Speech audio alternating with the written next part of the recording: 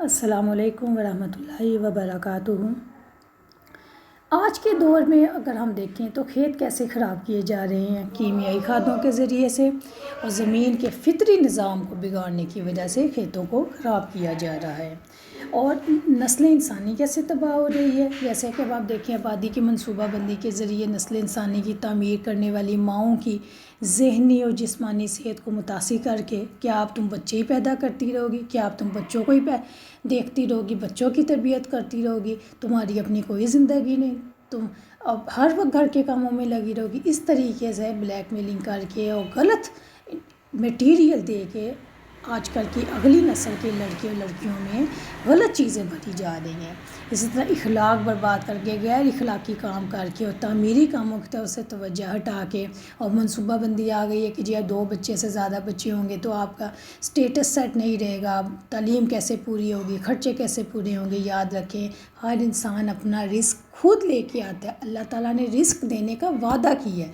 جب ایک انسان پیدا ہی ہوتا ہے تو اس کی قسمت کا حال انسان کے پیدا ہونے سے 50,000 سال پہلے سب لوگوں کی تقدیریں لکھ چکی ہے، سب لوگوں کا رزق لکھا جا چکا ہے۔ پھر ہم گھبرانے والے کون ہوتے ہیں؟ رزق کا وعدہ تو اللہ نے دی ہے، لیکن غیر ضروری باتیں لوگوں کے دلوں میں، لوگوں کے ذہنوں میں بٹھا دی گئی ہیں، اس لیے لوگ صرف 2 بچوں پہ اکتفا کرتے ہیں، جبکہ حضور صلی اللہ علیہ وسلم نے کہا تھا کہ میں قیامت کے دن اپنی نسل کے زیادہ ہونے پہ فخر کروں گا۔ یہ حضور صلی اللہ علیہ وسلم کی حدیث کا مفہوم ہے، لیکن دیکھ لیں یہودیوں کا اور نان مسلمس کا پروپیگنڈے کی وجہ سے آج مسلمان نسل کس قدر کم ہو گئی ہے۔ واللہ لا یحب الفساد، اللہ تعالیٰ فساد کو پسند نہیں کرتا، یعنی شرک کو، کھیتوں اور نسلوں کی تباہی کو، کیونکہ ان پر مخلوق کی زندگیوں کا انحصار ہے۔ جب ایک منافق انسان، جو ایک شرک کرنے والا انسان ہے، وہ کھیتوں کو، نسلوں کو تباہ کرے گا تو یاد رکھیں کہ اس سے پوری نسل تباہ ہو جائے گی، سب لوگ تباہ ہو جائیں گے، کیونکہ یاد رکھیں کھیتی باڑی کے اوپر کون دار و مدار کرتا ہے؟ انسان۔ یہ دنیا کی ہر چیز اللہ تعالیٰ نے انسان کے لیے بنائی۔ یہ پودے کیوں اگائے ہیں؟ تاکہ انسان اس کو کھا سکے، استعمال کر سکے، اور اس کے علاوہ جانوروں کا چارہ بن سکے۔ اور جانور کیوں بنائے ہیں؟ تاکہ انسان جانوروں کو کھائے بھی اور اس سے مختلف کام بھی لے۔ تو یاد رکھیں دنیا کی ایک ایک چیز اللہ تعالیٰ نے انسان کے فائدے کے لیے بنائی ہے، اور انسان اسی کو تباہ کرنے پر لگا ہوا ہے۔ اللہ اکبر۔ وَإِذَا قِيلَ لَهُ اتَّقِ اللَّهَ، اور جب اس سے کہا جاتا ہے کہ اللہ سے ڈرو تو اس کی عزت اسے گناہ کے ساتھ پکڑ لیتی ہے، یعنی وہ تکبر کرنے لگتا ہے، اس کی عزت اس کو گناہ سے پکڑ لیتی ہے۔ اس سے مراد ہے کہ عزت کا احساس یعنی غرور اور تکبر اس کو گناہ پہ آمادہ کرتا ہے، اور جب اس کے سامنے نصیحت کی جاتی ہے، اس کو سمجھایا جاتا ہے تو اس کو اپنی عزت کا بت ٹوٹتا ہوا نظر آتا ہے، وہ سخت بگڑتا ہے کہ اس پر کسی کو اعتراض کرنے کی جرت کیسے ہوئی۔ گناہ اور نافرمانی اکٹھی ہو جاتے ہیں، اس کے اندر نصیحت کرنے والوں کے خلاف متکبرانہ رویہ آ جاتا ہے، اپنی ذات کی برائی کا احساس آ جاتا ہے، جس کی وجہ سے وہ دوسروں کے سامنے جھکنے سے رک جاتا ہے۔ حضرت عبداللہ بن مسعود رضی اللہ عنہ سے روایت ہے کہ نبی اکرم صلی اللہ علیہ وسلم نے فرمایا، اللہ تعالیٰ کے نزدیک سب سے بڑے گناہوں میں داخل ہے کہ انسان سے کہا جائے کہ وہ اللہ تعالیٰ سے ڈرے، تو وہ الٹا نصیحت کرنے والے کو ڈانٹ دے کہ تم اپنی نہ بیڑو، تم کون ہوتے ہو نصیحت کرنے والے۔ پیاری بہنوں، اگر ہم دیکھیں تو ہمارا آج یہی رویہ ہو چکا ہے کہ ہم کسی کو ایک لفظ بھی سمجھانے کے لیے نہیں کر سکتے، کیونکہ فوراً جب آپ کسی کو سمجھاتے ہیں تو فوراً اگلے کی انگلی آپ کی طرف اٹھ جاتی ہے۔ پہلے اپنا آپ تو دیکھ لو، بڑا آیا نصیحت کرنے والا۔ بالکل اس آیت کی تفسیر کے مطابق ہمارا آج کا زمانہ، آج کا ماحول ہو چکا ہے۔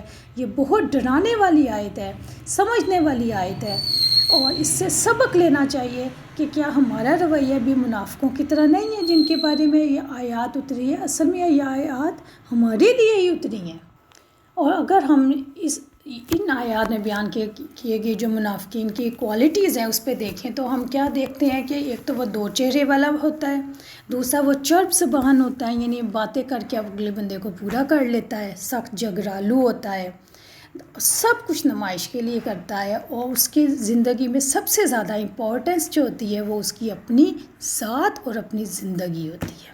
تو پھر دیکھ لیں ایسے شخص کے لیے اللہ نے کیا کہا ہے، فحسبہ جہنم والا بئس المہاد، اس کے لیے جہنم کافی ہے، یقیناً وہ بہت برا ٹھکانہ ہے، یعنی تکبر کرنے والوں کا ٹھکانہ جہنم ہے۔ جو لوگ گناہ کو اپنا طریقہ، اپنا وتیرہ بنا لے، حق کے ساتھ دشمنی کرے، کیوں؟ کیونکہ اس کے لیے اپنا وقار سب سے زیادہ عزیز ہوتا ہے۔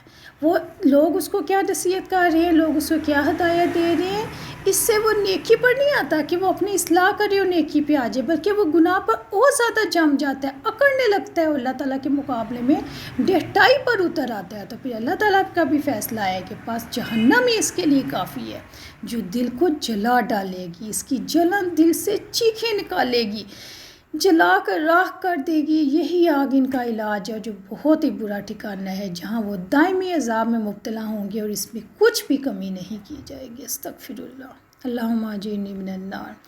یہاں پہ اب میں آپ کو بتاتی چلوں کہ جیسا کہ میں نے آپ کو ان آیات کی تفسیر کے شروع میں کہا تھا کہ ہم یہاں پہ دیکھیں گے کہ ہماری زندگی میں آیات کس طریقے سے پوری اترتی ہیں۔ جیسا کہ یہاں پہ میں نے آپ کو بتایا تھا کہ جو منافق لوگ ہوتے ہیں، جو لوگ دنیا کے سامنے تو بڑی اچھی اچھی باتیں کرتے ہیں، لیکن جب لوگوں کے ساتھ معاملہ ہوتا ہے تو لڑائی جھگڑا کرتے ہیں، یعنی جب وہ اچھی اچھی باتیں کر رہے ہوتے ہیں تو وہ یہ سوچتے ہیں کہ بھئی کوئی سوال یا آبجیکشن نہ کرے، بس سنتے رہیں، اور ذرا سے کسی نے کوئی بات کی تو وہ لڑ پڑتے ہیں۔ اب آپ نے خود اپنے آپ کو بتانا ہے کہ کون سی ایسی باتیں ہیں جو آپ کا شوہر یا آپ کے بچے یا آپ کی فیملی میں سے کوئی کرتا ہے تو آپ ان کی آدھی بات سنتے ہیں اور غصے میں آ جاتے ہیں۔ اس طریقے سے آپ نے اپنا جائزہ لینا ہے۔ جیسے اگر کوئی آپ سے کہے کہ آپ تو ہر وقت تنزیہ باتیں کرتی رہتی ہیں تو آپ فوراً غصے میں آ جاتے ہیں کہ میں ایسے کب کرتی ہوں، بلکہ اس کی جگہ آپ کا یہ رویہ ہونا چاہیے کہ آپ کہیں کہ اچھا ٹھیک ہے، میں دھیان رکھوں گی۔ یاد رکھیں، اپنی کمزوریاں کسی کو نہ بتائیں، خود کنٹرول کریں، اپنے آپ کو کنٹرول کرنا سیکھیں۔ کچھ لوگوں کے ایموشنل لیکس ہوتے ہیں، یعنی کچھ چیزوں کے بارے میں آپ بہت سینسٹیو ہوتے ہیں، اور جب کوئی آپ کو وہ خاص بات بتاتا ہے، کہتا ہے تو آپ غصے میں آ جاتے ہیں۔ بھئی دیکھیں، اگر تو آپ سمجھتے ہیں کہ یہ خامیاں آپ میں نہیں ہیں تو پھر آپ بھڑکتے نہیں ہیں۔ جب آپ کو پتہ ہوتا ہے کہ یہ تو میرے میں خامی نہیں ہے، آپ کیا کریں، اس وقت وہاں سے ہٹ جائیں اور جاہلوں کی طرح لڑائی نہ شروع کر دیں، اور کوشش کریں کہ بچوں کے سامنے تو کبھی بھی نہ لڑیں۔ بہت سے معاملات چاہے دوست، خاندان، خاوند کے ساتھ ہو، آپ دیکھیں کہ خاوند کی کون سی بات آپ کو اچھی نہیں لگتی، نوٹ کر کے رکھیں، اور کس کس بات پہ آپ بھڑک اٹھتی ہیں، اس کو بھی نوٹ کر لیں۔ یہ اب آپ کی کمزوری ہے، جس کے بارے میں آپ کو کسی نے نہیں بتایا ہوتا کہ یہ آپ کی کمزوری ہے، بس کسی کے چھیڑنے کی دیر ہوتی ہے، آپ خود اس کو بتا دیتے ہیں کہ یہ میری کمزوری ہے۔ اس لیے اپنے آپ کو آپ نے خود اینالائز کرنا ہے کہ میں کن کن باتوں پہ جھگڑا کرتی ہوں۔ ویسے تو میں لوگوں کے سامنے بڑے لیکچر دے رہی ہوتی ہوں، ایسے نہ کرو، ایسے نہ کرو، لیکن میرے اوپر جب تھوڑی سی بات ہوتی ہے تو میں بھڑک اٹھتی ہوں۔ تو جب بھی ایسا موقع آئے، آج سے ہی آپ نے کوشش کرنی ہے کہ آپ اپنا جائزہ لینا ہے، اور جب ایسا کوئی موقع آئے تو فوراً آپ نے اللہ تعالیٰ کی آیات کو یاد کر لینا ہے کہ کہیں میں منافق تو نہیں، کہ کہیں میرا رویہ منافقہ والا تو نہیں، کیونکہ اللہ تعالیٰ نے آیات منافقوں کے بارے میں اتاری تھی۔ یاد رکھیں، یہ اس وقت کے حضرت محمد صلی اللہ علیہ وسلم کے دور کے منافق نہیں ہیں، آج بھی دنیا میں منافق موجود ہیں۔ اگر آپ کے اندر یہ منافقانہ بات موجود ہے تو اللہ سے ڈریں، کیونکہ منافقین کے اللہ تعالیٰ نے کیا نشانی بتائی ہے، کیا انجام بتایا ہے، ان کا ٹھکانہ جہنم ہے، ان کے لیے جہنم کافی ہے۔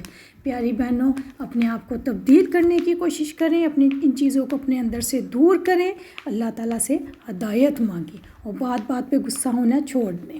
خاص طور پہ سب سے زیادہ جو بچے ہمارے بچے جو ہوتے ہیں وہ ہمارے غصے کا نشانہ بن جاتے ہیں۔ جیسے اگر کوئی بات ابھی شروع ہی ہوئی ہے، کوئی کام شروع ہی ہوا ہے تو آپ بچوں پہ غصہ کرنے لگ جاتے ہیں، بس تم کھیلنے لگ گئے، پڑھنا نہیں ہے، حالانکہ ہو سکتا ہے وہ اپنے کمرے کی صفائی کر رہا ہو۔ تو یاد رکھیں، معاملہ فہم بنیں، اپنے آپ کو ٹھنڈا رکھیں، اپنے اندر سے غصے کو ختم کریں، اپنی زبانوں کو کنٹرول کریں، تو ہم انشاءاللہ تعالیٰ منافقانہ زندگی سے بچ سکتے ہیں۔ اللہ تعالیٰ ہمیں دین کی صحیح سمجھ عطا فرمائے۔ السلام علیکم ورحمۃ اللہ وبرکاتہ۔ سبحانک اللہم و بحمدک، اشہد ان لا الہ الا انت، استغفرک و اتوب الیک۔